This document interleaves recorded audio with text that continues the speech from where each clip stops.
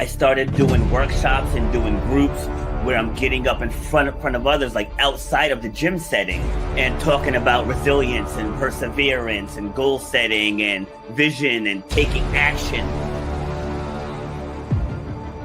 You should know what 1 hour of your time is worth. You should know the value that you bring to the marketplace.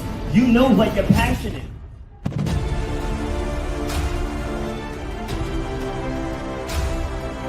Starts with clarity of vision.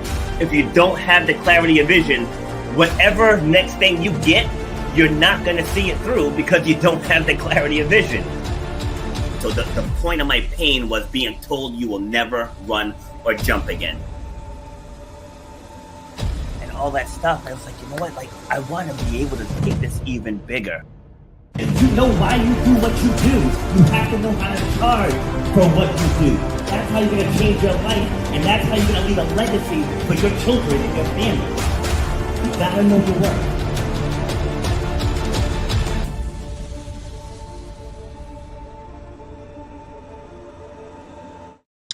Happy Wednesday, ladies and gentlemen. This is Rob, and I'm back with episode number 382 of Shut Up and Grind. We're all about overcoming obstacles, defying the odds, and inspiring you to clear what's ever blocking the path to success that you want in this lifetime. So for today's tip of the day, I want to talk about something that I discussed in yesterday's episode with my guests, and it's about who are you? Who are you at your core? I think a lot of people get stuck in that hamster wheel and get stuck in just the rut of life is because they lost track somewhere along the lines of who they were. And I always use myself as an example. I'm a competitor. So if you take away the author, you take away the speaker and podcast host, fitness coach, sports coach, like that's all what I do. Who I am a competitor. I am someone who's very fierce, very intentional, very determined to get the things done that I want to get done. So for those of you watching today, and my guest is going to answer this question as well, is I want to know, when you strip away all those hats, who are you at your core? And if you're unhappy with the direction of your life, is it because you're not in touch with that person? And when you can answer that question, you're going to notice a lot of things are going to change for you.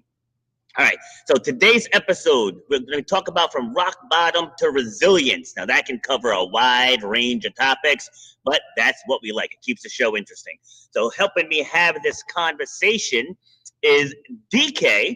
So this conversation is for anyone navigating burnout, loss, or the question, what now? This show's going to be real, raw, and filled with tools to help you move forward with grit, gratitude, and grace. So let's welcome DK. How we doing? I'm doing great. Thank you for having me. Awesome. My pleasure. Where are you joining me from? Dallas, Texas. Dallas. I've been to Dallas a few times, a long time ago, but I've been there a few times. All right, DK. Are you originally from there? No, I'm actually from a small town in Missouri, actually. In Missouri, okay. What brought you to Texas? My wife wanted to be closer to family, and her family's she's got family in Austin, so so moved to Texas. Nice. Yeah, my niece moved out to Austin. I want to say 2 or 3 years ago. She loves it there. Yeah. I think I've interviewed a few people here from Austin, the Austin area also. So yeah. Good stuff. All right, so let's dive in. So before we get into today's topic, let's start with what I just shared in the intro. Who are you? I actually like your answer was you're a competitor, but I'm like, I can't take that one. So I'm going to go with, for me, is I'm a life learner and an action taker. I like it. Yeah, expand on that for me. Yeah, so for me, being a life learner, it was kind of ingrained in me very young. So, as you talked about being a competitor, right? I've done martial arts since I was 5 years old.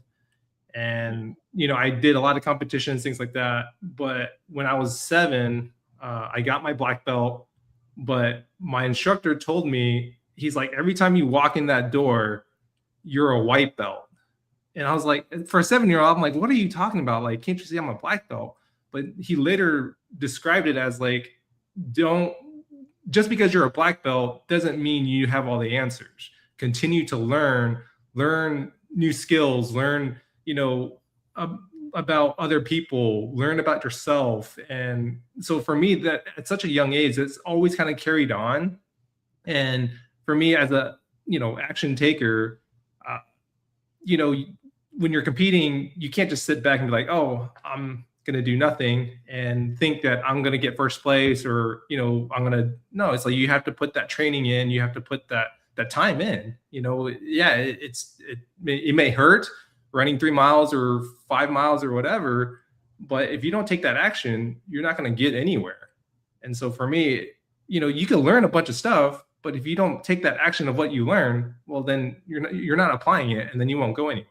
So for me, it's kind of, it goes both ways. You have to learn, but you have to take that action. Yeah, let me just expand on that quick. So I had a guest, this was probably 3 months ago. You see the words over here. He asked me, he's like, what's the difference between empower and inspire? And for me, my definitions are exactly what you just said. I said, anybody can, you can watch anything and get inspired very easily. Yeah. I said, but if you don't take any action, like when you empower someone, that means that they're starting to take the action to get that thing that they want to accomplish. So do you agree with that? Yep. I totally agree. Yeah, for sure. Yeah. All right. Yeah. So do you think, so now I coach track and field. So I coach at the high school level, but I see it in all levels, where you mentioned about getting those lessons at such a young age. Do you feel like that's a lost art nowadays? Yeah, I think for sure. For me, again, so my parents owned a restaurant, and I was already working at the age of 12 for my parents. But they instilled that discipline, that hard work, and I do sometimes feel that it's like a lost art, that a lot of people want things just kind of handed to them without the work, without the discipline. And, with martial arts, I did it for such a young age. I still do it to this day, but those lessons taught me life lessons, and I apply it to my life. And so, yeah, I feel that a lot of people are missing that link. Yeah. So I was at track practice yesterday, and I'm speaking with the athletes, we're doing stuff, and they're like, oh, this hurts. Oh, this burns. I was like, do you want to be a champion? If you want to be a champion, this is what champions do. Right? It's like, you're not going to come here, screw around, and then, perform great in Saturday's meet. It doesn't work that way. But then as coaches, you got the school administrators saying, you guys got to kind of tone that down a little bit. I'm like, tone it down? Really? I got in trouble for talking about, not with the current school I'm at, the last school, for talking about mental performance. Yeah. I had to go and speak to the athletic director about that. They're like, the principal doesn't want you talking about that stuff. I'm like, but that's part of sports.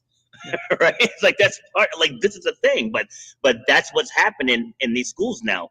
I don't want to veer off too far off of the main topic. I just think that was important to address. No, I mean, I totally agree. I feel like after I graduated high school, it was kind of everybody gets a participation award. There's no first, second, or third no more. When I was in school, it's no, it's first, second, and third. If you get fourth, you don't get a medal, you don't get a trophy, you don't get a ribbon, whatever. And even when I was competing, it was always first, second, and third. And the real world isn't like that. If you think about it, everybody doesn't get a participation award or whatever. I mean, dude, you got to show up to work. You got to put in that work. And so, yeah, there's this a lot of disconnect of trying to include everybody. And I feel that it's nice, but it doesn't teach you that the life skills or the mental grit that you have to put in. Michael Jordan, if you look at him, he got cut from his high school basketball team, but he put in hours and hours and hours and hours of hard work and the discipline behind it. And guess what? I mean, he's considered the greatest of all time, right? In basketball. Absolutely. Yeah. Yeah. See, and to your point, yes, he still played JV. He got cut from the varsity. Yeah. But what happens now, right? Let's translate that into now. People hit adversity and just give up. Yeah. Right. And they just give up. I guess this isn't for me. Going back to who are you at your core? So I also managed restaurants for a long time before I pivoted into fitness. And at first, I didn't know how I was going to do it. I'm a college dropout, didn't have any savings, didn't have the best credit, didn't have any real connections to get financing to get this going. And I just leaned into what I did best, and doors just started to open because I just stayed true to who I was. I did get one offer, but I felt like I was selling my soul, and I was like, no, that's not why I want to do this. But I stayed the course. Yeah. And people too quickly get thrown off course. So I titled this episode From Rock Bottom to Resilience. So I know you've been through some stuff in your life as well. So take me through one of the moments where you felt like you hit that rock bottom. Yeah. So kind of recently, about 2024, it was January of 2024, my wife gets diagnosed with breast cancer. And so from there, I'm reading this book called The Breast Cancer Husband. And it basically said, hey, like, be there for your wife, take her all at her appointments. And as I'm finishing the book, it says, hey, like, let your employer know what's going on. So you're not like, basically do the right thing, tell them what's going on, and ask for a flexible work schedule. So you're not beating around the bush of like, oh, I'm sick today, I can't come in, or, just be upfront with them. So I was like, okay, I'll do that. I was kind of reluctant, but I was like, all right, February 1st comes around. I set my three managers aside and say, hey, like, this is what's going on. I'll work weekends, I'll work nights to make up my time, whatever it is. And they're like, yeah, that's fine. We'll accommodate for you. And then exactly a week after I disclosed that, they decided to lay me off. Wow. And so my wife has already quit her job at this point because she's going to be starting treatments. And yeah, I mean, talk about rock bottom, life or death situation with my wife. And now we have absolutely no income coming in, no health insurance. And my wife started chemo around mid-February or late February, things like that. And she did the chemo. We get one chemo treatment was about $75,000, $80,000. And she had to do 12 on top of that with like surgery, MRIs, doctor visits, things like that. And so, I mean, and it's a year-long treatment. And our bill would have been probably over $1 million. And because we didn't have health insurance, I made a bunch of phone calls. We ended up getting COBRA insurance, which is a high premium and high deductible. Yep. But, of course, we didn't pay the $75,000. But with having COBRA, we still had a lot of medical bills. And so, and I actually didn't find a job until December of 2024. So that we went like 10 months without any income. And because of that, we racked up about $60,000 worth of living expenses, medical debt, that we're still trying to pay off even till this day.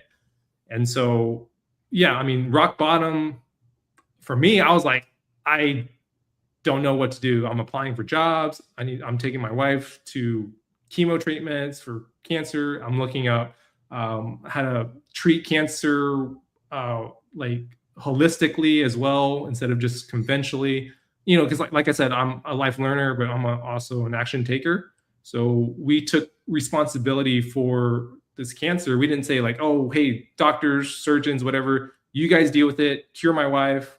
No. So like we started digging deep into like other people who has beaten cancer. So we read this book called Chris Beat Cancer. And if you're not familiar with who Chris' work is, he was like 26 years old and basically he was like having like abdominal pain, checks into the ER. They do some tests. They're like, hey, you have stage 3 colon cancer. You might have maybe a month to live. You need to do chemo, radiation, surgery, and you might have a year to live, maybe. And he actually decided to just do the surgery. And then he just started digging into different nutrition and how to basically heal from cancer through nutrition. And so he went on a complete whole food plant-based diet. And he wrote this book called Chris Beat Cancer after the fact that he's done all this and then did it to himself basically, and basically cured himself of cancer. And so we read that book. We started doing a lot of things that he suggested, like growing our own broccoli sprouts, drinking carrot juice, going on a whole food plant-based diet. And we took that. We took that action and we started implementing in our own lives. And so, yeah, I mean, and then during that time, like, I didn't have, a job. I was just journaling. Let me jump in. Let me jump in quick. Sure. Right. Let me jump in quick because I tell people all the time that don't listen to people that haven't done what you're trying to do. Exactly. It's like if that doctor himself hasn't beat cancer, I don't want to hear from you. Yeah. So, like in my intro, where it said I was told I would never run or jump again, I was like, you don't know that. Right. Yeah. It's like you don't know that. It's like we haven't even had the surgery yet. So how are you going to tell me how I'm going to heal from this? So I'm not to take over, but just quickly, I'm having my knee replaced next Wednesday. Okay. And I'm already figuring out how to navigate life. Yeah. Because I went through it with my left knee already. So I had that one reconstructed because people are like, oh, you're not going to be able to do this. You're not going to be able to do that. I'm like, don't put your limitations on me. Yeah. Right. I'm preparing to deal with this. I'm preparing how to keep working out in spite of I'm going to have a 3-foot brace on my leg, but I'm going to make it work. I'm going to figure out how to drive. I'm going to figure out how to work, and we're just going to make it work because the brain controls the body. So whatever you tell yourself, the body's going to respond. Like my mom got diagnosed with breast cancer not this past October, the October before. And when she told me, just so people and you can see that I practice what I preach, like when she told me, she was kind of teary-eyed. And I was like, all right, so what stage are we in? And she was very early, stage 1, very early. I said, dry them tears up, sister. Like, we got this. Like with the advancements in medicine now, I was like, we got this. Like, don't even get that thought in your head that it can get worse. All right. Just get that thought in your head that we got this. All right. Kick it back to you. Yeah, but it's something that you talk about. I mean, the mind is so powerful. It's like what you think is what you become, right? If you think you have, some sort of sickness or disease, and well, guess what? Your body will end up developing it, right? And so the mind is very powerful. And kind of going back to what I was talking about, when I was laid off and just taking my wife to appointments, I was just journaling one day. And I was just, journaling my thoughts, kind of how I'm feeling. And so kind of take it back. When I got the news that, my company was going to lay me off, I came home that night. I talked to my wife. I was like, hey, I got laid off. And so for us, faith is a big part of our life. And so we came home, we prayed, but I didn't ask the question, why, God, is this happening to us? Why does my wife get cancer? Why do I lose my job all in a short time period, right? I asked the question, why not us? And who can we help because of this? And so, that question always kind of came back to me of, well, as I was journaling, I was like, who can we help because of this? And so that journaling turned into a book. And it's called Mindset Metamorphosis, a book that I wrote during rock bottom, basically, of our life. No income, cancer diagnosis. And it was just a lot of things, how to deal with stress, how to start changing your mind, how to start feeding your mind, start learning. I talk about meditation for like stressing. I talk about getting exercise, getting some sunlight, getting vitamin D, drinking water to help de-stress yourself, getting proper sleep. I talk about all these things, and then like setting goals and like taking that action. So it's a book that it's for people that's like you're talking about feeling stuck. It's a book to help people get unstuck and to really take action for their life and to really get those like naysayers out. Like you're talking about, your knee, that you'll never jump again or whatever. Who's to say that you'll never jump again? So for us, we saw 3 oncologists. The first 2, they were like, hey, we need to start treatment as soon as possible because it's a rapid growing cancer, basically the type that my wife had. And they're like, we need to start like today. And and they actually like, and I asked the doctors, like the first two doctors, I asked like, why are you pushing like chemo treatments and like so rapidly? And one of the doctors actually told me that, hey, like we actually have a quota that we need to meet of how much we need to prescribe chemotherapy. And I'm like, wait, you need to meet a quota? Like, are we just a number? Like that, and you get like this big old check from the pharmacology or whatever. And I'm like, why do you need to make a quota for chemotherapy? And it didn't make sense to me. So I was like, we're going to see another doctor. And then the second doctor, they're like, yeah, we overtreat and over prepare on cancer just because it's still an unknown of like how fast it's growing or whatever. And then we're like, all right, let's go to a different doctor. Finally landed at a different doctor that we, really vibed with. And then the third doctor actually said, like, we can actually do half the dosage and still get the same amount of treatment. So we're like, oh, let's do that, because with chemotherapy, I mean, it's like a nuclear bomb that goes off in your immune system. Like it kills the good, the bad, like it just nukes everything. It just kills everything, right? And so we had to basically feed our cells with good nutrition, like from the plants that we're getting. And, like I talked about with Chris' work, he talked about broccoli sprouts. Broccoli sprouts actually has 10 times more cancer-fighting compounds than actual regular broccoli. So we started growing our own, adding it to our own smoothies, adding it to our salads, and we just have it every day. And yeah, but that was something that we were learning. And so yeah, my book, Mindset Metamorphosis, is really about changing your mind and taking action for your life. No matter if you're feeling stuck, if you're feeling rock bottom, and just really learning to take ownership of your life, because that's what we had to do. See, and you hit the nail on the head when you said, who can we help?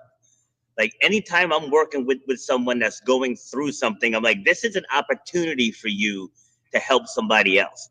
It's like I could have easily just listened to what that doctor said.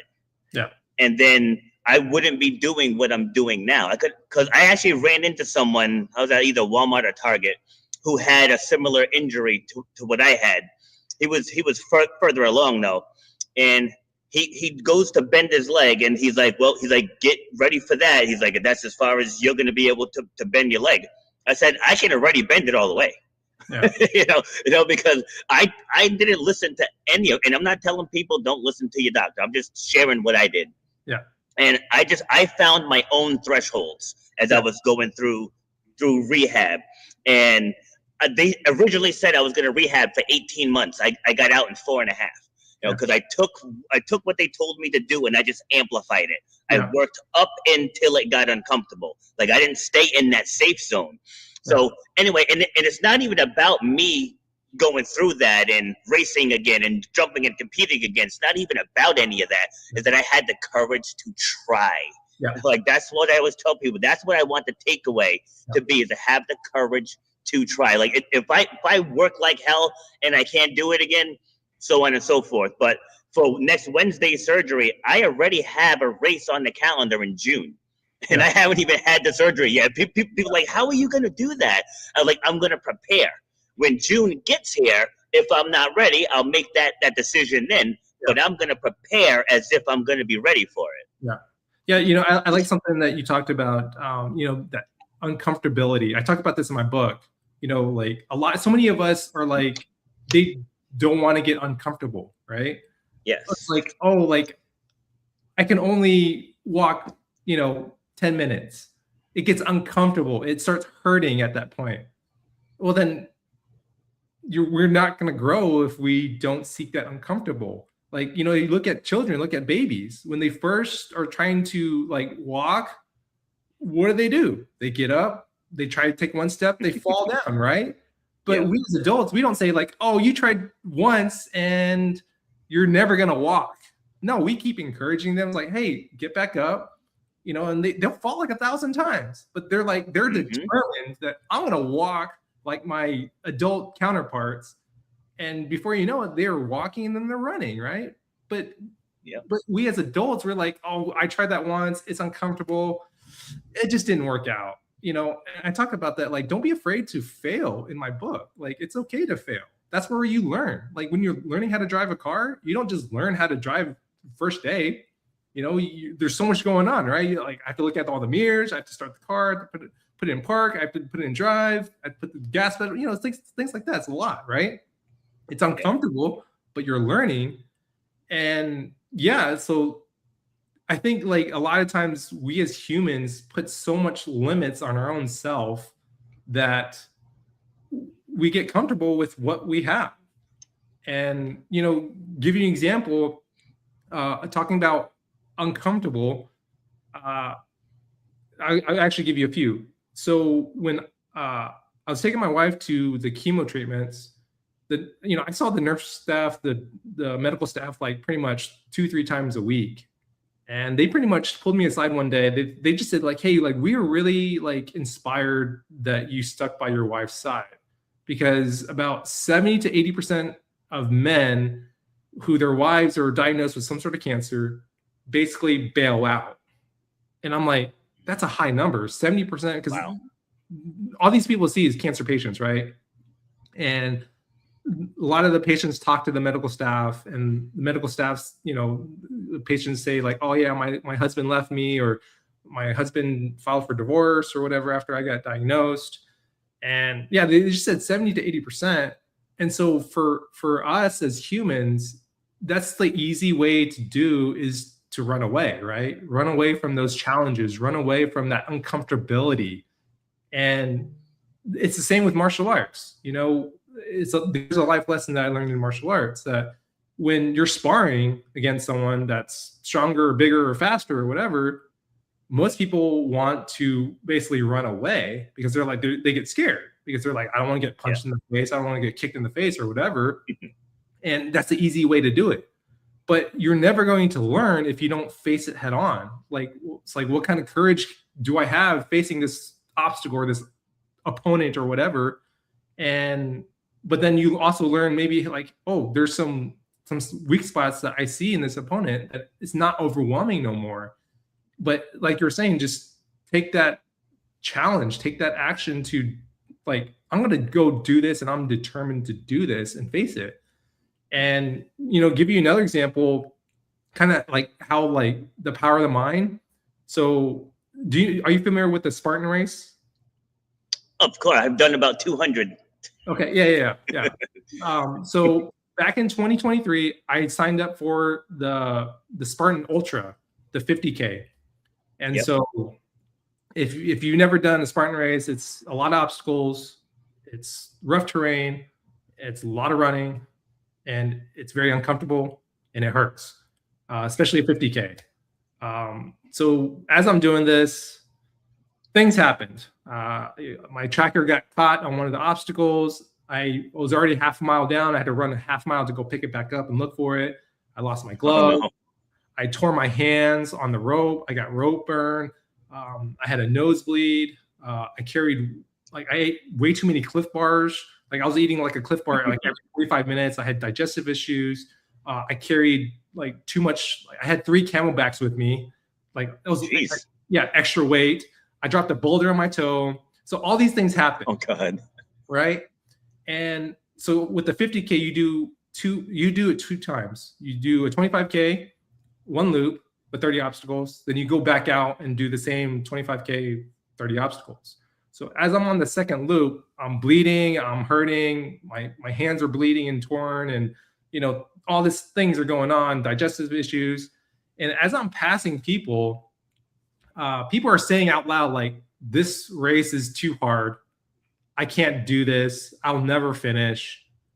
And as they're speaking that, like, for me, I'm like, I'm not going to listen to you. For me, I'm just like, I'm going to keep going. I can, and I will finish this race in spite of all the things that is going on. And all these other guys, all these other people they didn't drop a boulder on their toe. They didn't rip their hands or whatever, but they're already saying it. And guess what? They didn't finish the race. So a 50K Ultra, the one that I did, was about a 50% fail rate. And about 600 people went in, and it's like 324 people finished. for me, it took me about 12 and a half hours, but I still finished in spite of all that went wrong. But Yeah. for me, I was just determined, like, I'm going to finish this no matter what. And I don't care how much I'm hurting. If I need to crawl across that finish line, then I will. And so, like you're talking about, you know, that determination, it was kind of that same determination for me, but it was also my mindset was already set that I will finish this. Just like you were saying, like my knee, it bends fully. So because it's all in your mind, right? Yeah. Yeah, so I actually host a second show. It's called the New England OCR Expo Podcast. I MC an event. It's about ultimate obstacles in West Boylston, Mass, every year. And if you want to come on that show, and we can dissect your whole ultra experience, if you want to do that, like I did an ultra in 2018. Yeah. Down in South Carolina. And same thing. I mean, the first lap was okay, but yeah, that second lap, it definitely it gets in your mind. But like I always tell people, it's like the ultimate metaphor of life, right? Because people get in that start corral, and everybody's high-fiving, and they're like, "Come hella high water, I am crossing that finish line." Yeah. But then they'll get a little bit of adversity in everyday life, and they throw their hands up. Yeah. You know, it's like take that determination. Like I tell people. In the ultra, and I've done a lot of beasts, like mountain beasts. I've done Killington, I've done New Jersey, Nice. I've done Palmerton, Pennsylvania, and you hear people getting in their heads. I'm like, guys, don't worry about the end. Worry about the next mile. Yep. Just get to the next mile marker. Yep. Regroup. Drink some water. Get to the next mile marker, and then just repeat. Because like with me, I was at mile 17, I believe, and my legs were already shaking. Yeah. And I was like, all right, let's just get to 18. All right, let's just get to 19. It's like, damn, another bucket carry. Right? So you carry the bucket, your back's hurting, your feet are hurting, your ankles are hurting. But it's like, nope, I'm going to get to mile 20. And then next thing you know, you can smell the fire. And finishing that, I'll be up front. I will never do another one. But finishing that one, I was like, every time I look at that buckle, it's like, wow, it's like you went through hell to get that. Yeah. Go ahead. Yeah. And, it's the same, like with life, we face these challenges in life, whether it be cancer, job loss, or just life hitting us, but these lessons with fitness, and I talk about like fitness in my book as well, it helps our mind to really like develop and have that mental healthy mental capacity, because like I said before, like when we face adversity, when we face challenges, so many of us want to just run away because that's the easy thing to do. And it's hard doing an ultra. I mean, talk to anyone that has done an ultra. They're like, yeah, that sucked. That was hard. And same thing with like doing martial arts. There's a lot of discipline that goes into it. And so all these things has taught me to really like these life lessons that I just really put in my book, and like the things that I was going through. I mean, I'm sure there's someone else out there that has job loss and dealing with cancer or some health issue or whatever, and they don't know what to do next. So for me, it was just like, I just want to be able to help people in any capacity that I can. Whether it be just a simple email like, hey, like read this book, or read Chris Beat Cancer or something. And, I talked about faith is a big part of my life. Like I always thought about like, taking like action or like learning something. A scripture that comes to mind is Galatians. It says, let us not become weary in doing good. For the proper time, we will reap a harvest if we do not give up. And I feel like so many people, when it gets hard, people just give up, And so for me, I'm not going to give up. I'm not going to give up on my wife. I'm not going to give up on the ultra. I'm going to do everything. I'm not going to give up on people, because I feel like we as society, we as people need other people. Sometimes like, hey, we just need like someone to lift us up, but then sometimes we need to lift someone else up. Like you're a motivational speaker, coach. You do a lot of that, right? I'm sure like you empower, you inspire, you ignite, unleash people, right? So it's the same. Like if there's no one out there to inspire, then you have no job. But all of us are going to need inspiration, and all of us are going to need empowerment at some point in our lives, because there's just sometimes we're just like, I don't know what the next step is. I don't know what to do. But that's where we learn from other people. We learn from books. We learn from podcasts, and learn from YouTube. There's so much material out there that we can be learning and to better ourselves and to better other people. So one thing I say all the time is there's somebody out there right now that's about to take their last breath that would trade anything for my bad day. Yeah. So when, because life hits us too. People think us motivational people, we're just walking through rose fields and just skipping happy all day long. Yeah. Life happens to us too, but it's how quickly you respond to it. I used an example yesterday, like you can't tell with the background, but I'm sitting in a gym right now. Right. So when I get ready to leave, and if I open the door and I have a flat tire, you know what I mean? It's like, I'm not going to run back to social media. Grab my phone, take a picture of it, post it on social. Oh, my day's gone to hell now. I have a meeting like, you're wasting all of that energy when you could just change the damn tire. Yeah. You know what I mean? It's like people wallow in the self-pity too much. Like if you have to get stuff done, like I just had to spend $1,300 getting my brakes done. Did it suck? Yes. Is it a hit to the bank account? Yes. But it had to be done. Move on. It's like I always say, this problem, there's solution. Stress lies in the middle. Because people stay in the middle too long. It's like, get yourself to solution as quickly as possible, and then you can get back to doing the things that you enjoy. Yeah, I totally agree. Yeah.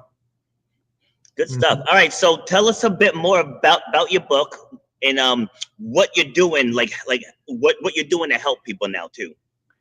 So I have a newsletter. It's just kind of about sharing about my life and life lessons that I learned from it. I'm sharing about my book as well on my newsletter. So my newsletter is, if you sign up for my newsletter, you can actually get a free copy of my the first chapter of my book, Mindset Metamorphosis. And honestly, like, I'm still trying to figure that out, if I want to coach or if I want to. I'm actually writing another book about just having gratitude in the good and the bad times. Because I feel like gratitude is something that we know of, but we don't really practice it as much as we should. I actually do have another book. It's called the Kimchi Connection Cookbook. And if you're not familiar with what kimchi is, it's a fermented Korean food. And I basically, quick story behind that. My parents owned a restaurant. I grew up, it was like a Chinese Korean restaurant. And when I left Missouri, I was actually looking for kimchi, and I bought it at the store, and it came in plastic containers, and it just didn't taste very good. Because when you put kimchi or any type of food really into plastics, the food starts absorbing the microplastic, and you start ingesting it into your system. And so for me, I was like, I don't want to be eating kimchi out of a plastic container. So I went back home, learned from my parents how to make kimchi. I brought it back, and I started bringing it for my lunches for work. And my coworkers would ask, like, hey, like, what is that? Like, can I try some? And I was like, oh, it's just kimchi. Like, I grew up with it, breakfast, lunch, and dinner. And so they're like, oh, this is really good. But then it was kind of also like a question came, like, what do I do with this? Like, like, how do I use this? And I'm like, oh, just start integrating it into different dishes. And then if you don't know anything about fermented foods actually help with your gut. And there's a big gut-brain barrier, that connection that happens with your gut. If you have a healthy gut, you have a healthy brain.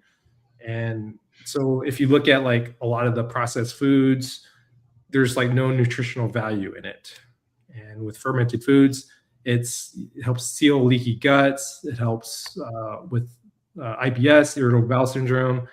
And it just has better mental clarity because it's a whole food. You get the fiber, a lot of nutrients, like minerals and nutrients from that. And so, and as my coworker was eating this, and I'm telling him like, hey, like, integrate it into different dishes, he started telling other people.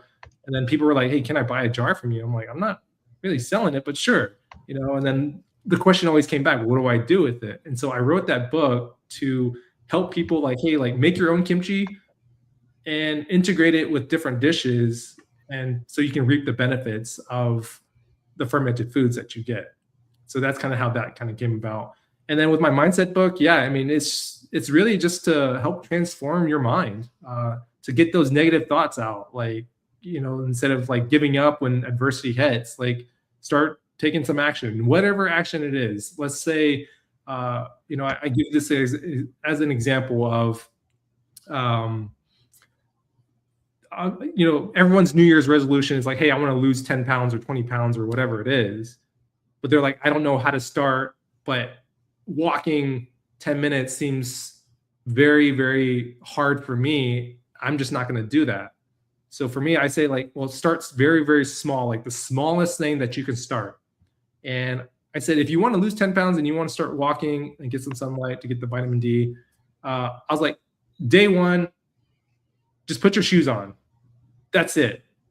That's your win for the day. Like, let's say you've been a couch potato for 10 years. You play video games all day and you have a desk job. And you're like, I'm not going to do that. So I'm like, yeah, day one, put your shoes on. That's it. Day two, put your shoes on, walk to the front door.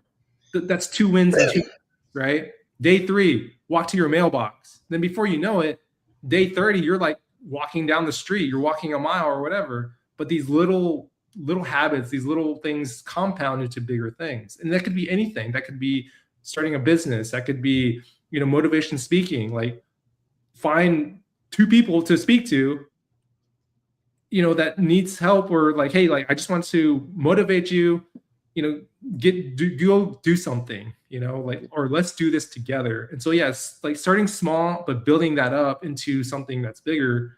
Because, I mean, you don't learn how to drive in a day. The world wasn't created in a day. Rome wasn't created in a day. Like, we don't learn to walk in a day. So it's like, you don't get a black belt in a day. So why, as humans, do we expect everything to just happen all of a sudden and just be like, oh yeah, like everything just happened? It's like, no, like start small and build upon that. Yeah, see, and to add to that, because I tell people that here too, when new people start, I'm like, your first goal for the first 30 days is to just show up. Yeah. I said, show up 2 to 3 days a week. Don't put any pressure on yourself. Just show up and get through the class. Yeah. That's it. Then after that, we'll start. Well, that, and I tell them to start upping their water intake. Like, yeah. But that's it. For the first 30 days, establish the routine. Mm-hmm. But I want to touch on something else you just said. I tell people, cut it out with the I don't have time. Right? Everybody has 24 hours. So how come some people have time and you don't? Right? That doesn't make any sense. So people say, oh, well, I was gonna come, but I was gonna be like 10 minutes late, and I don't want to do that. All right, so don't ruin the other 50 because you're gonna be 10 minutes late. Just as long as you give me the heads up when you get here, do a quick warm up, and then jump into the class. Yeah. If, like, there were times where I'll go to the gym, like I have a gym membership to use some of the machines, where I'll go and I'm in and out in 15 minutes because that's all I have. I go in, I crush that 15 minutes, and then I leave. Yeah. And to your point, like if you want to start a business, start with what you have. Yeah. Just start there. If you only have 10 spare minutes a day, in those 10 minutes, make the most out of it. Yeah. And especially now with AI, before it figures out a way to take over the world, right? Use it now in the form that it's in now. You can pump out so much content in such a short amount of time. Like, mm-hmm. I set up this week's and next week's podcast already, and I think it took me about maybe 20 minutes, to set them all up, just using AI. And again, to your point, like it's not going to be an overnight thing, but if you get these wins every single day, you just keep stacking the wins. Yeah. Like I tell my people, I'm like, crush today, wake up tomorrow, repeat, wake up the next day, repeat. If you just constantly crush each day, put off entertainment for a bit. Like if you're not where you want to be, right? Don't sacrifice work time, sacrifice the mindless scrolling, sacrifice going to the movies every Thursday, and do the things that you need to do so you can spend the rest of your life doing what you want to do. Yeah. Your thoughts?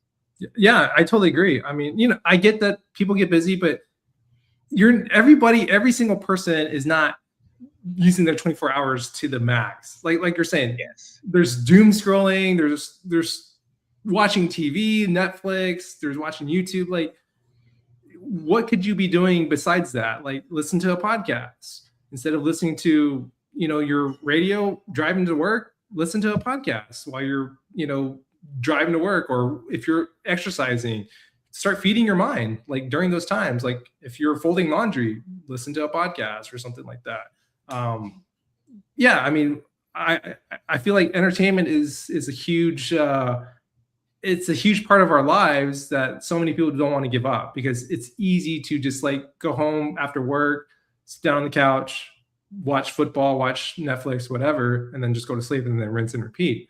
But then it's like, well, are you doing anything productive? Are you doing anything like to feed your mind and your body in that during that time? Like, yeah, we all get busy, but we all get sick too. But it's those little micro things that compound that so many of us aren't willing to do, because they're like, oh, I don't see any results, and they just kind of give up.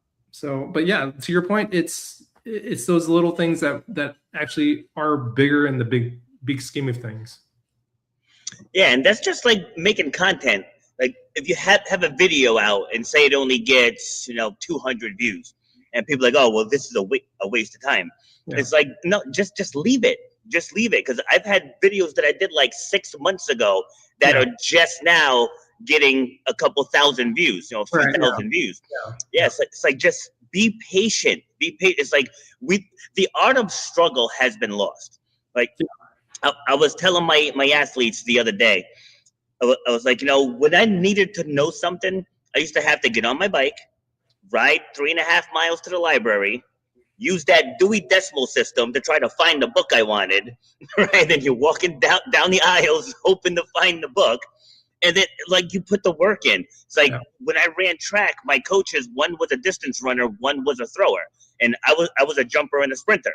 So I couldn't get direct knowledge from them. So do I just throw my hands up and say, I don't have the resources, I don't have a coach? It's between myself and my dad, we figured out the info, we figured out how to train for this thing. And I ended up holding multiple school records for a couple decades, over 20 years for both of those records. But it was because I wanted it bad enough that I was willing to put the work in. The people who don't put the work in, it's because they don't want it bad enough. So when you're working with people, and then we'll start to bring this down so we don't go too long. All right, so when you're working with people, what's one of the number one problems that they bring to you? I think it's more as like, I can't. That's just, it's simple. It's like, I can't. And one thing my instructor, when I was growing up, he said to me, he's like, don't ever say the 4-letter C word in my dojo. And I'm like, 4-letter C word? And he's like, every time you say this word, you're going to have 40 push-ups, 10 push-ups for each letter. And I was like, what is that? And then he's like, can't. Just because you say it, that means you're probably not going to be able to do it. So whenever I said, he would like do like, he's like, all right, let's do drills for like an hour or something like that. And me being young, I was like, oh, I can't do that. He's like, all right, go to the sideline, knock out 40 push-ups, then go start doing the drills. I'm like, oh, okay. Like, I'm already tired at this point of doing 40 push-ups at 5, 6, 7 years old. I'm like, all right, well, I still got to do this. So I think most people is like, the first word is like, I can't do that. And I'm like, well, you didn't even try. So I think just try, do as best you can into it. And I think just that word is very debilitating for people. And I think they just don't know how to take action. So, yeah. So I say what you just said all the time, almost every single day. I do it here in the gym and down at the track with the athletes as well, where people say, oh, that's too heavy. I'm like, you don't even know what we're doing. Yeah. like I didn't even tell you what the exercise is yet, right? Yeah. And you're already defeating yourself. Like just last week, one of the women, she had a kettlebell, and then she went and got a lighter one, and I ran her down, and I was like, I was like, nope. I grabbed it, put it back. I'm like, finish the round with what's there, and she's like, I don't want to get hurt. I'm like, if you do it right, you're not going to get hurt. I'm like, you are more than strong enough to utilize what's there. Yeah. And she ended up finishing the rest of the class with that weight. Right. Right. And to further illustrate, just yesterday with my athletes, so I'm up here in Rhode Island. So even though it's indoor track, we practice outside because there's not a lot of indoor tracks around. So we have to brave the elements and get out there. Yeah. So I took the high jump bar and I put it at a certain height. I said, right, everybody line up. I said, take 2 steps and jump. And one of the girls was just like, I can't do that. I was like, you didn't even try. Yeah. I said, just get in front and just jump. I said, I don't care if you make it over. I said, the point of this drill is to face the fear and have the courage to try. Because as a high jumper, I said to him, I said, how are you guys going to do a personal best? I'm like, how? Anybody. I'm like, you have to do something you've never done. That's the only way you can get a personal best, right? Is to do something you've never done. I said, so you guys got to stand in front of this bar and have the courage to attempt. I said, because if not, once you reach a new height that's going to be a personal best, that fear is going to take over. Yeah. So instead of just accepting that race day anxiety is a thing and it's not, no, I'm going to teach you how to crush that, how to get up there, stare right at the fire, and then jump right into it. Yeah. Yeah. So, totally agree. Helping people to do that. I mean, to see that, that's like one of the biggest rewards of what I do, is like watching people think that they can't do stuff and then just seeing them crush it. Like, it's like you get that proud coach moment. Yeah. Yeah. The mind is so powerful. It's like, a lot of times it's like what you think. Let's say I can't do that. Well, it's a self-fulfilling prophecy, right? Like I was talking about my ultra, those guys that like, oh, this race is too hard, I'm never going to finish. Well, guess what? They didn't finish because their mind was already saying that. Then their body just like, oh, okay. Like you said it, I'm just going to follow suit with it. And same thing with like other people. It's like, oh, I can't do that. But then you motivate them to say, oh, just use that same weight, finish the round. But then they ended up finishing the entire class. And then, again, it's that you kind of implanted that seed in their mind of like, oh, I can do this. And guess what? They can. And then they do finish it. And yeah, so the mind is so powerful that what you think, it's going to be a self-fulfilling prophecy. Like with my ultra, I said, I can and I will finish this race. And well, guess what? I can. And I did finish that race. And, yeah. Totally. I have a story that pretty much sums up everything that we both have been sharing in this episode. So going back to obstacle racing. So I remember, so usually I run with my clients. I mean, I've run enough of them solo. I have nothing left to prove. It's like I just do them just for fun now. I love climbing stuff, right? Yeah. I love going back to me being a competitor. I love the challenge of climbing the mountains and carrying the things, right? I love it all. So I had this one where I was able to run solo. So I was like, all right, you know what? Let me push and see how fast I can get through this course. This was on the mountain in New Jersey. And so I'm coming down the final stretch, and I get to the rope climb. And now I'm tall. I have a long reach. I can get up the rope in like 2 pulls, maybe 3 pulls. Wow. You using the J hook, right? So I fly up, ring the bell. I come down, and there's a woman 2 ropes over. She kind of has her head, like she's holding the rope. She has her head down, and it sounds like she's sobbing, right? So I started to run up because I'm right by the finish line, but then coach mode kicked in, and I had to do the U-turn. I was like, what's going on? And she's like, I can't do this. And I was like, all right, do you know how to lock in? And she's like, no. She's like, I've never been taught. I was like, all right. So I showed her how to lock in using the S hook, because it's more stable. Yeah. And so she starts going up, and she comes back down, and she's like, I can't do this. I'm like, do you want to do this? And she's like, yes, I do. Then let's do this. All right. I said, get that word out of your brain. I said, let's do this. Yeah. So she locks in. So she gets about halfway, and she just like yells. And she's like, it hurts. I said, okay, you're in pain. Now get a reward for it. Keep going. So she keeps going. She keeps going. She keeps going. She yells again. I'm like, you're almost there. Just fight through it. Like, you can do this. And so she keeps going. She rings the bell. So I'm guiding her back down, like hand over hand. Like once I can reach her, like just so she feels more stable coming down. Like I'm holding her feet. She gets down. She starts bawling, and she's like, "Can I hug you?" I was like, "Yes, you can." And doing that meant more than any time I could have gotten. Just helping people in their worst moments. Like that's the best part of what I do. And for the final words, right, I want you to share what's the best part of what you do, and then what you would say to someone that struggles with the things that we've been sharing in this episode. Like if they hit that rock bottom, what words of encouragement can you give them to pull out of it? Don't give up. For me, I've always said that there's someone else out there that has it worse than what I have it going on right now. Like you're talking about someone, your worst day is someone's last breath, right? My thing was someone else out there has it worse than me. But don't give up. Get back up. Whether it be 7 times, 100 times, whatever it is, just keep getting back up, because then you start learning and continue to learn. Just because you made a mistake or you failed at something or whatever, so what? We're human. We all make mistakes. We all get to that rock bottom spot, but don't stay there, because if we stay there, like, bad things are just going to even happen more. Because if you think like, oh, life is never going to get any better, then you start thinking about these mental health things, like, oh, start thinking about suicide, things like that.